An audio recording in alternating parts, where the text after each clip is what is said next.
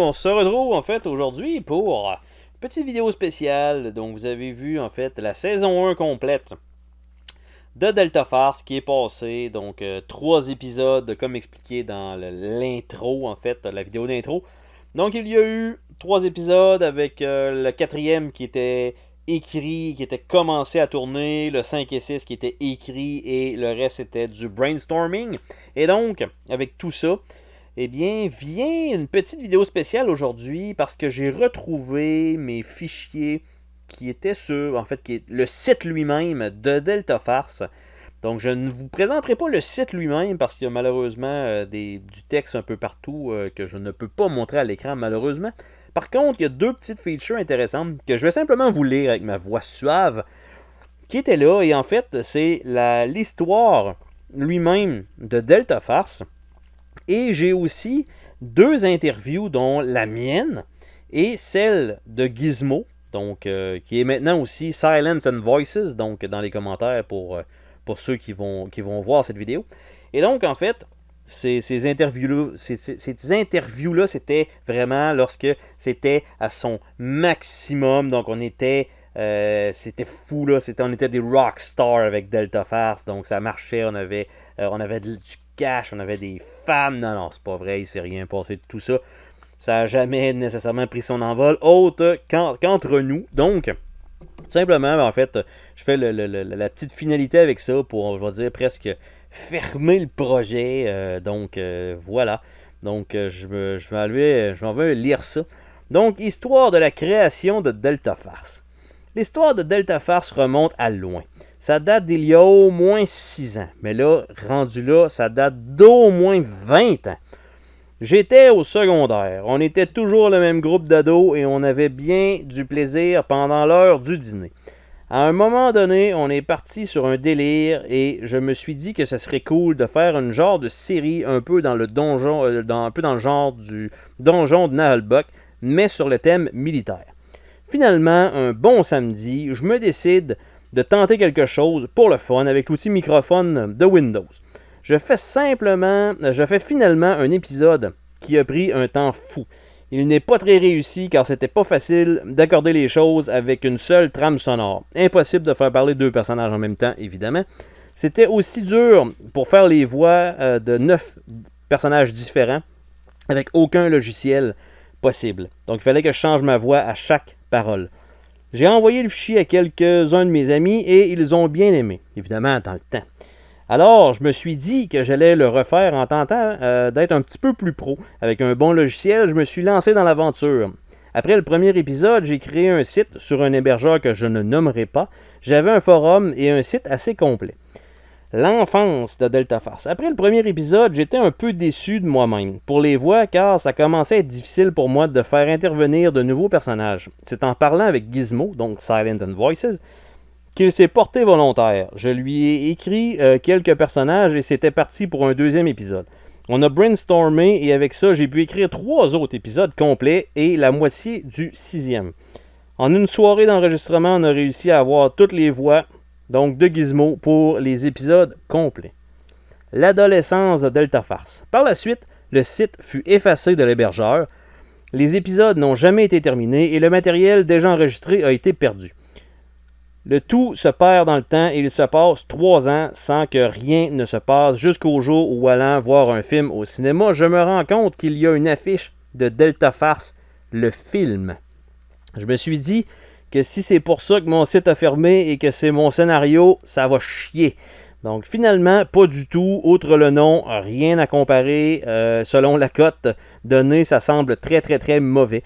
Il n'y a donc aucune affiliation avec ce film, d'aucune manière.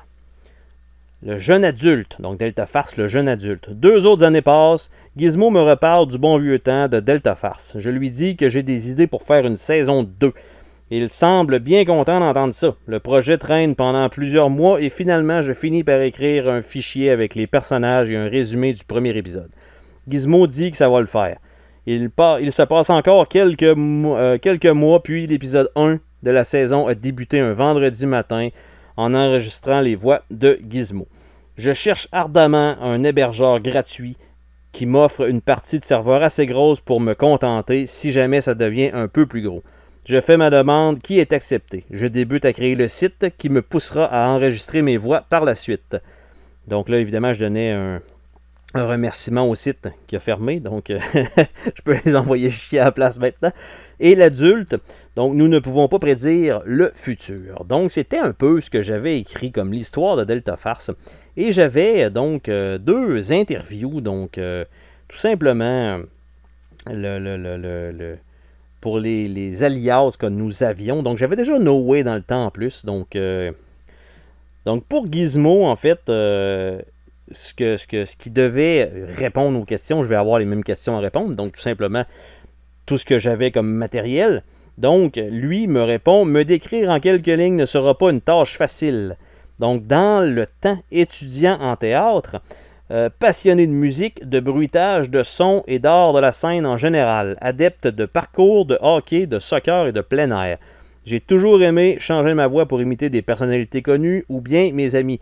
J'ai donc trouvé l'opportunité d'utiliser cela pour vous faire rire. Donc ça, c'était la phrase donc que Gizmo avait choisie. Et donc, son interview, donc ça commençait tel quel. Donc, c'est toujours l'intervieweur en premier, et donc pour la question, et lui, Gizmo, qui répondait. Donc, salut, comment ça va? Donc, la réponse, très bien, merci de le demander. Quand même sympathique. Pourquoi as-tu rejoint Delta Farce?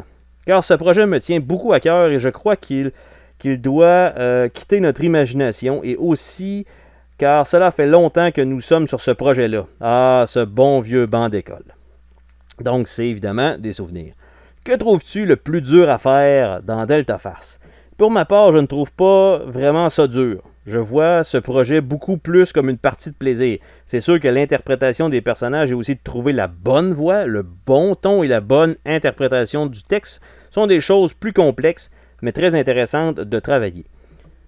Combien de temps ça prend pour enregistrer tes voix? Ça dépend toujours du personnage et aussi du texte à dire, mais mon expérience prise au cégep lors de mon pré-universitaire en théâtre m'a permis d'avoir une meilleure mémoire des textes, mais aussi la capacité à créer facilement des voix.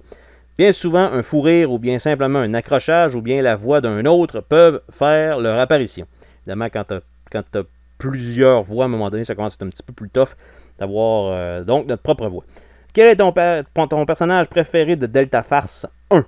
Je crois que mon préféré dans Delta Farce 1 est sans contredit le newbie. Je ne sais pas pourquoi, mais on s'attache. Oui, compte là-dessus, oui, on s'attache, on veut le descendre. Quel est le personnage que tu détestes le plus dans Delta Farce 1? Le plus détestable est sans aucun doute l'animateur radio, pas long, mais efficace. Ça, je te le donne, c'est vraiment... Waouh, l'animateur radio, là, c'est quelque chose qui reste, clairement. Quel personnage as-tu aimé interpréter? Mon personnage que j'aime jouer, c'est le général. Je vous laisse découvrir pourquoi. Bien sûr, avec la bonne voix rauque, malheureusement, ça prend quand même beaucoup d'eau pour réussir à te faire les répliques parce que ça fait saigner la gorge. Ça, c'est moi qui rajoute ça donc dans sa réponse. Quel est le personnage que tu as le moins aimé interpréter? Je crois que le pilote d'hélicoptère était le moins intéressant à jouer. Évidemment, on sait pourquoi. Est-ce qu'un personnage te ressemble? Chaque personnage a un trait de ma personnalité car je les interprète comme moi je les vois et comment je peux ressentir le texte. Est-ce que c'est pénible de travailler avec No Way? Pénible? Nah. Moi et No Way, on se comprend rapidement. Quand quelque chose ne va pas, c'est lors de l'enregistrement bien souvent. Il dit rien et réussit à sortir le personnage comme on en a besoin. Nous n'avons pas de difficulté à discuter et aller dans la même direction pour le bien de nos personnages, souvent de les faire crever. Crois-tu que ton partenaire pourrait partir seul de son côté avec l'idée? Donc, dans le temps, je crois que s'il avait le faire, ça serait déjà fait depuis longtemps. Ça faisait 4 ans que notre dernier épisode avait été enregistré et voilà que nous revenons en force. On forme une équipe et je crois qu'il pense la même chose. Effectivement, la seule chose, c'est que ça ne s'est pas concrétisé pour plusieurs raisons. Trouves-tu que c'est long avant que No Way sorte les épisodes? Négatif à cette question. À ce que j'ai pu lire, c'est No Way qui écrit les épisodes. Pourquoi? No Way a toujours eu de bonnes idées à ce niveau. Il a toujours écrit des histoires toutes autant drôles que macabres, bien sûr. Je l'aide en lançant quelques idées et aussi en mettant mon grain de sel lors des enregistrements. Crois-tu en Delta Farce? Si je crois en Delta Farce? Bien sûr que oui. Il reste à savoir si vous allez croire en nous. Donc, c'était sa petite interview faite par, je me rappelle plus qui. Donc, on avait ça. Et pour ma part, le texte que j'avais donc pour tout ça, J'ai 23 ans, évidemment, dans le temps, ça fait quand même de nombreuses années de tout ça, et je travaille dans la sécurité. Je suis assez imaginatif et j'aime bien que ce soit des épisodes, j'aime bien écrire que ce soit des épisodes ou bien des scénarios. J'ai quelques textes décrits qui pourraient probablement être vendus s'ils sont retravaillés un peu. J'avais commencé un cours en intégration de jeux vidéo, qui ne s'est pas concrétisé, mais finalement, je me suis rendu compte que j'aime mieux le jeu vidéo comme étant un passe-temps. Tant y jouer que de le créer. J'ai inventé quelques jeux de plateau et je pense pourrait devenir intéressant comme projet futur, comme un petit à côté. Chose qui est encore là d'ailleurs. J'ai commencé Delta Farce seul, puis je me suis associé. J'écris les textes et parfois il y a de l'improvisation sur l'enregistrement. J'ai également construit le site et je m'occupe aussi du forum, qui évidemment tout ça est fermé. Je travaille sur Delta Farce à temps perdu en espérant que ça puisse devenir un projet un peu plus ambitieux, chose qui n'est jamais arrivée. Donc mon interview que moi j'ai eue, salut, comment ça va? Fait que là, moi je réponds évidemment, bien sûr, en général ou en ce moment, c'est bien relatif. Pourquoi as-tu commencé Delta Farce? En fait, ça a été un coup de tête un matin vers 8h. À 3h l'après-midi, la première version de Delta Farce est née. Je dois dire que le thème me plaît beaucoup et j'adore dire des niaiseries, donc 1 plus 1, ça égalait Delta Farce. Que trouves-tu le plus dur dans Delta Farce? Pour le moment, je dirais que le site me prend beaucoup plus de temps que prévu. Ça prend autant de temps à construire que de l'héberger, alors c'est très long et assez compliqué. Par contre, j'essaie de perfectionner les épisodes avant de les sortir, mais parfois, ça ne paraît pas vraiment, mais j'y ai mis beaucoup de temps. Qu'est-ce qui est le plus long dans la fabrication d'un seul épisode? Une fois le site terminé, c'est le montage, enregistrer les voix, se fait assez rapidement quand on est dans le bon moment. Le montage prend une éternité, mais un peu moins long que le montage vidéo. Donc déjà, je l'annonçais là, il y a quand même 20 ans de ça, presque. Donc mettons 15 ans. Après ça, quel est le matériel que tu utilises pour Delta Farce? J'utilise un casque d'écoute de marque CA. Aucune idée ce que c'est, ce casque-là. D'après moi, je l'ai plus. Qui sert pour jouer en ligne sur PC. J'ai maintenant changé ce micro pour un micro de jeu. Le micro qui est utilisé pour Rock Band ou Guitar Hero. Qui fonctionne très bien avec les bons pilotes. J'utilise le logiciel Magic Audio Studio 7, qui doit être rendu probablement à 42 maintenant, pour le montage. Mais un logiciel gratuit pour convertir mon fichier Wave en MP3. Un PC assez efficace pour rouler le tout sans aucun ralentissement. Parce qu'à la base, c'est sûr que là, je vous les ai mis sur YouTube, les épisodes, avec un vidéo, mais c'est juste le MP3 qui joue en réalité. Mais à la base, c'était uniquement des fichiers MP3 qui étaient fournis. Quel est ton personnage préféré dans Delta Farce 1? L'infirmière. Je suppose que le questionnement suivant est pourquoi? Ben, parce que j'aime la voix. J'aime vraiment la voix. À chaque écoute, j'ai peine à croire que c'est moi qui l'ai faite sans aucun traficage de voix. Ça, c'est quand même assez exceptionnel. Que je n'ai pas réussi à refaire cette voix-là, d'ailleurs. Quel personnage détestes-tu le plus? Le médecin. Parce qu'il y a vraiment une voix à gerber. Quel personnage as-tu aimé interpréter? Le capitaine. Parce que c'est simple et efficace et c'est pas loin de ma propre voix, donc... Quel est le personnage que tu as le moins aimé interpréter? Le drogué, parce que il est drogué, et il ressemble un petit peu trop aux autres, donc il n'est pas assez défini. Quel personnage te ressemble le plus? Ils me ressemblent tous un peu. C'est mes créations. Hein? Bien oui. En fait, le tireur d'élite ne me ressemble pas du tout. Donc, pour ceux qui ont vu un peu la bio du tireur d'élite, vous allez voir pourquoi. Pourquoi avoir choisi Gizmo comme partenaire? C'était le seul disponible. C'est un peu chiant quand même. Non, sans farce. Dans le temps, c'était le seul disponible pour pouvoir faire ça avec, évidemment, pour ce qui était des voix, ce qui était un peu, je ne vais pas dire le talent pour ça, mais plus de facilité pour ça. Donc, il y avait tellement d'énergie que je ne pouvais pas dire non. Il s'est vendu comme ça, puis ça a marché. Fait que on a starté ça. Comme on se voyait pas très souvent, évidemment, chacun n'avait pas nécessairement de voiture dans le temps, c'était une bonne raison de se voir en plus. Fait que j'ai eu des demandes de contribution, mais c'était déjà trop tard. Le poste était comblé. Évidemment, une fois quand tu as trouvé chaussures à ton pied, tout le monde arrive. Est-ce que c'était pénible de travailler avec Gizmo? Pas du tout. Il a fait des cours de théâtre, donc ça prend que très peu d'essais pour réussir les voix. Je dois quand même lui donner de bons repères car il ne lit pas le scénario, car je souhaite lui garder quelques surprises, donc c'est encore plus difficile, mais il s'en sort très bien. Fait que je lui donnais en fait des lignes en disant « Ah, c'est à peu près ça le concept, c'est ça l'événement qui se passe », mais sans y dire trop de détails. Donc c'est un petit peu plus dur évidemment pour lui, parce que je voulais aussi qu'il ait quand même la surprise de quand lui il l'écoute, que tout ça s'imbrique ensemble, puis que ça reste quand même drôle.